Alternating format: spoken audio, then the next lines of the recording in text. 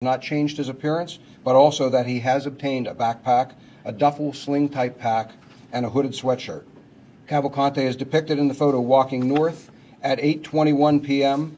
and then back south through the same location at 9:33 p.m.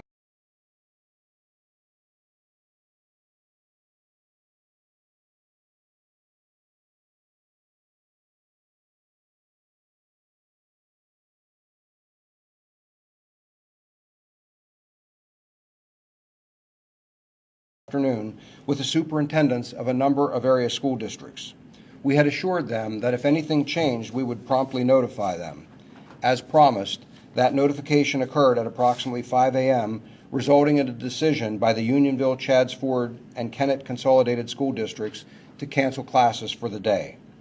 We will continue to work with those districts to determine what will occur in coming days. A reverse 911 call was sent out to the residents within a 1.5-mile area of the camera that was located, and that occurred at 5:27 a.m. This was expanded to 3 miles at around 7 a.m.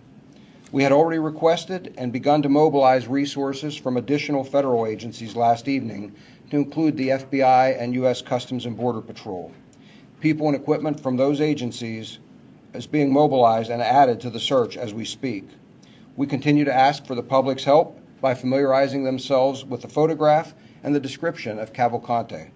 We are also asking people in an expanded area from the Pocopson Township area south to be alert and to call us with anything suspicious. We ask them to please secure homes, outbuildings, and vehicles.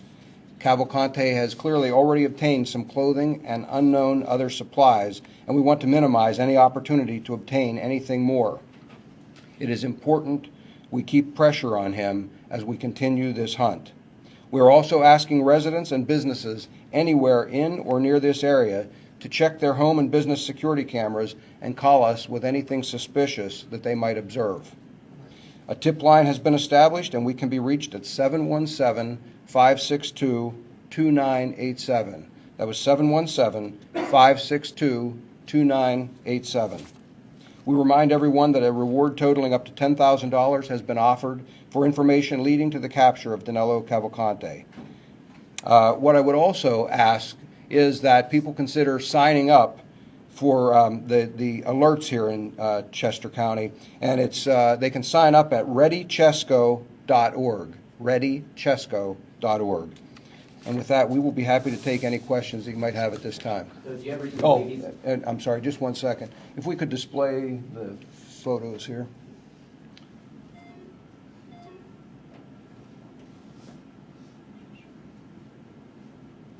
I can start with the question why he's getting those photos up. Do you believe that he's now actually out of that 2-mile radius that you were initially looking at yesterday? Yes, we believe he is just south of that radius, and that's why, again, we've shifted that perimeter now to include that area. What I can tell you is I think that what's occurred is that pressure that we've been putting on him is working. We squeezed him hard enough over a period of a few days, and he was not able to get any relief and managed to find a place to get out. Obviously, I wish we would have been able to capture him without him getting through that perimeter, but it is also not shocking. It's dark, it's a large area, and not to make excuses. I mean, it's just difficult terrain and things. Is this area more remote, or is it more open? No, actually, I think this is a little more open. I'm encouraged by the fact that he's there. The other thing I'm encouraged by is that we realized within just a few hours where he was, and so he's not had a tremendous amount of time to move a long distance. And so again, it gives us another opportunity to now try and squeeze him within that perimeter. Do you think he walked across Baltimore Pike? How do you think? I mean, are you looking at the possibility that he crossed that busy? Oh, we're certainly looking into that possibility. Again, where he was spotted, he was not across Baltimore Pike there.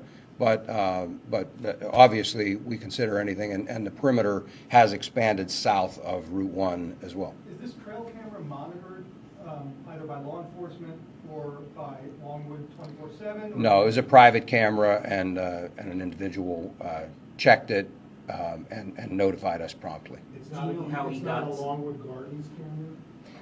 It's my understanding that they allow some others to put cameras on their property, and that individual provided the information.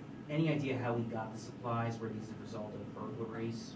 I can't confirm at this point where he got those supplies. Again, obviously, picked them up somewhere along the way, so obviously he got into a structure, a car, something, and obtained some clothing. In fact, we have the pictures up here now. You can see from this picture, he's got a sling-type duffel bag. You can also see shoulder straps in another photo here that you'll see in just a minute. He's got a backpack on his back as well. So he's got 2 packs. He also, in another picture you'll see, he's obtained a hooded sweatshirt. If we can. And so what I would tell you is that, I mentioned that there were 2 different times. So what we believe happened is he walked into that area, was likely not well oriented, headed north, probably ran into the perimeter, realized he couldn't go that way, and turned the opposite direction and came back through the camera a second time. So this is when, with the pack on and the hoodie, he's headed north actually here, and then about roughly an hour later is coming back south without the hoodie on. That photo is from when? 9:30? So it's, let me get the time here. It was, the time is an hour off. That's depicted on the camera. I'm sorry, give me just a minute to find my times here. It's 9:30 and 10:30.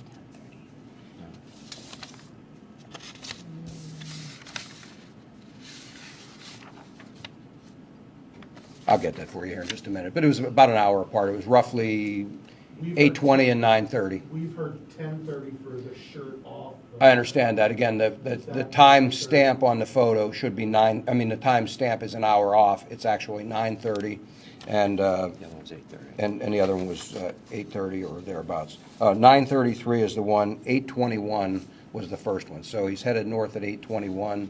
It says 9:21, and then he's headed south at 9:33. So are you widening the perimeter or moving it south? How would you describe it? We're expanding the perimeter, but we're also eliminating the northern end of that perimeter. So the community that was surrounded by that won't be surrounded by it now. So if you went to the southern end of what we had established previously as a perimeter and go south from there, down and across Baltimore Pike, that would be the current area. Is that it we're- making a mistake then, or is this just another successful attempt of him evading authorities at this point?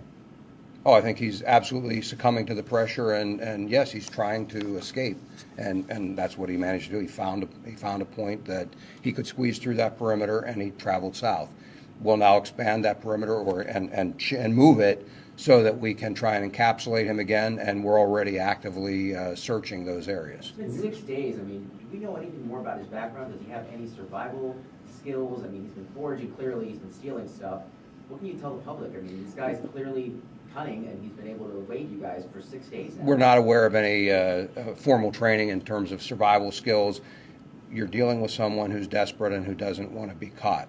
And so if he can find something, some clothing, if he can find some shelter, if he can find some food, he is going to take advantage of whatever he finds. And that's why, again, we pressure him to not allow him the luxury of rest.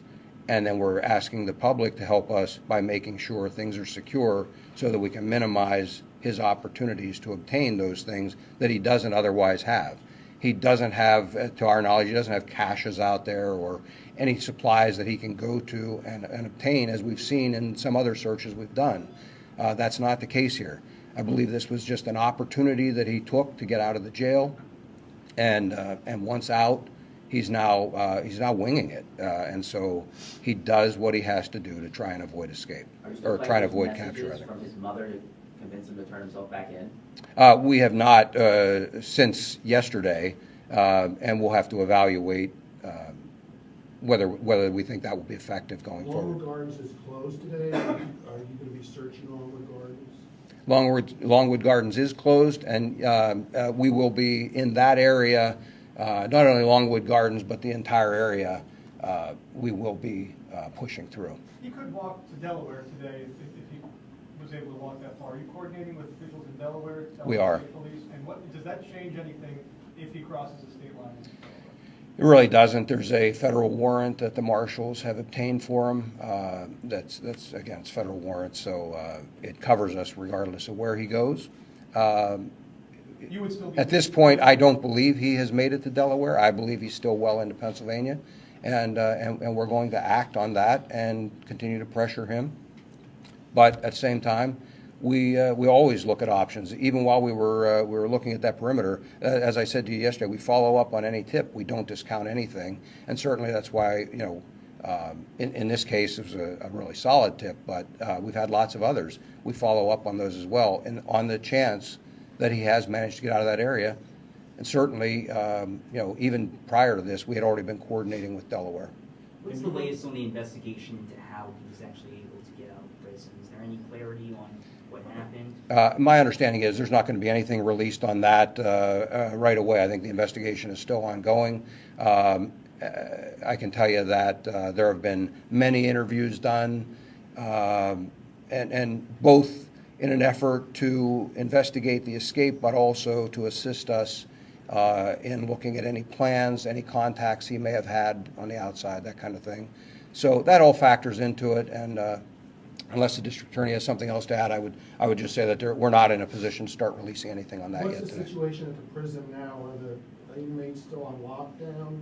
Are there transports going in and out of there? I can't answer that. With the search, you all have been saying that it's a heavily wooded area. Can you describe to the public what that means with regard to the terrain? Because some people are saying, oh, why haven't you caught them yet? It's been 6 days.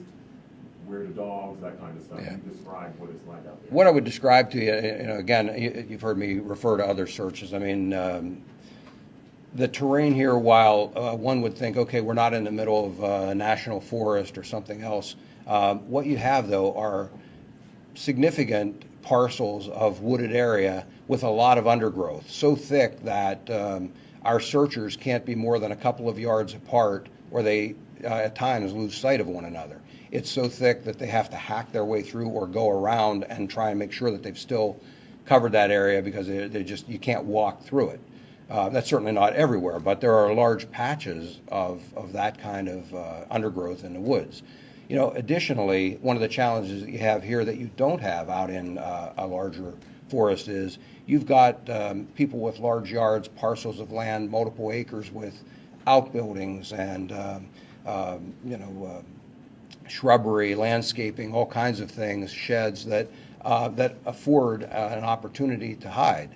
Again, none of it insurmountable, but it makes for additional challenges when you're searching those areas. There are a lot of places that someone can hide, and again, you would think we're in a closer to an urban area here. There wouldn't be all of these forests. There are, and What's the long-term game plan here? I mean, it's been 6 days. If this goes into a 7th, 8th, goes into next week or a month, I mean, are you going to start scaling down resources or just keep throwing? the long-term game plan is, as long as we believe we're being effective, and I do believe, we will continue with this search. We will continue a hard search, and we'll capture them. We've had searches that have gone well in excess of a month. We've kept the pressure on. He's a bad guy. He needs to be in custody, and we're determined to capture him. So as long as we have the ability to identify areas that are suitable for us to be searching, we will continue to do that. And again, I'm confident that in the long run, he will be captured. You mentioned the hooded sweatshirt. What's the current description? Do you have a clothing description or any? I don't have a color or anything on that sweatshirt yet at this point. We're still analyzing some things. One of the challenges is with a picture like this, it's night vision or infrared, and so colors don't translate easily. We're having some people take a look at it and see if we can make a determination from it, but I don't have a color or anything to provide you at this point. How did it come about that state police started leading the investigation, and moving forward, could that potentially change if this goes on longer? Well, as I said, that was a decision that was made in conjunction with the district attorney's office. We looked at where that search area had expanded to, the types of resources and things that needed to be brought in, and so we've done these, and it seemed to be a natural progression. And again, nothing changed in terms of our working relationship. We've worked well with the DA's office. That continues. They're an integral part of this investigation, and I anticipate that state police will continue in the lead. Again, we'll have to assess that, but we've got our federal partners in here as well, and we're already coordinating with adjacent states. So, I think we're doing everything we can to ensure that we contain him as best we can until we capture him, and to have a contingency in place should he squeeze through again. Did you guys do a push inward yesterday from the perimeter? Is that Yes. a technique to kind of push inward? There was a push that was done because of an additional sighting. We were pushing through there anyway in different parts of the perimeter. But there was specifically a push that was done in response to a sighting from within the perimeter, and that continued on for several hours last evening and well into the Slow evening. walk, just everyone's moving towards the center to close the perimeter to make it smaller? No, the perimeter stays intact, and we move additional people inside there, typically tactical team members, and we utilize them to push through and push toward the perimeter. Just to clarify, so the FBI and Customs have just now joined, or have they been part of this to begin with? And to clarify, are all schools in the area closed then? The FBI and Customs have been part of this from the standpoint that we have been working with them on some analysis and planning some other resources. They are sending some tactical teams and some equipment to join the search effective today. And I'm sorry, the other question was about the schools? Yeah, are they all closed or just? No, those two districts that I just a few mentioned. districts? Okay. What's the number of personnel on the ground? I couldn't give you a firm count. I would have to estimate 200? 200 or 250. It may be a little higher. And keep in mind, that's at any point in time. This is a 24-hour operation, so we're cycling people in and out. Do you have any idea how many calls, how many tips you all have received? Is it in the hundreds, dozens? Probably somewhere in excess of 100. You mentioned the new search area is a little bit more open than remote and previous. Does this change any search methods going forward?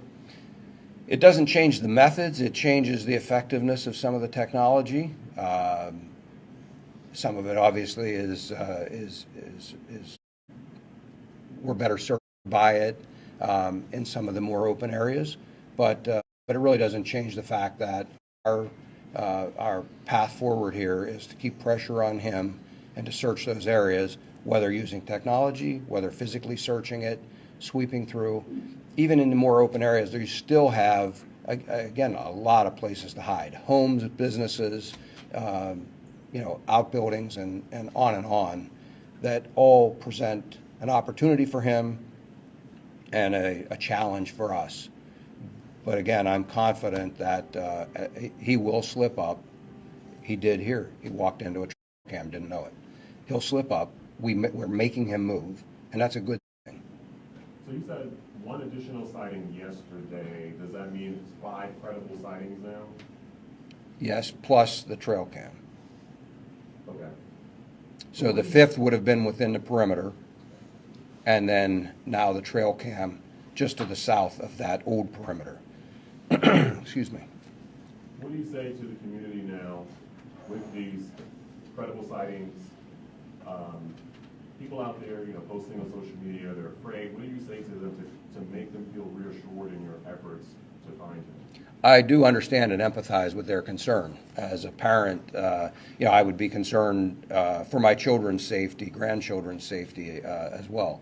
So I understand that. What I would tell them is, again, we're asking them to be alert, to just take, I don't know that there's such a thing as ordinary precautions, but use some common sense.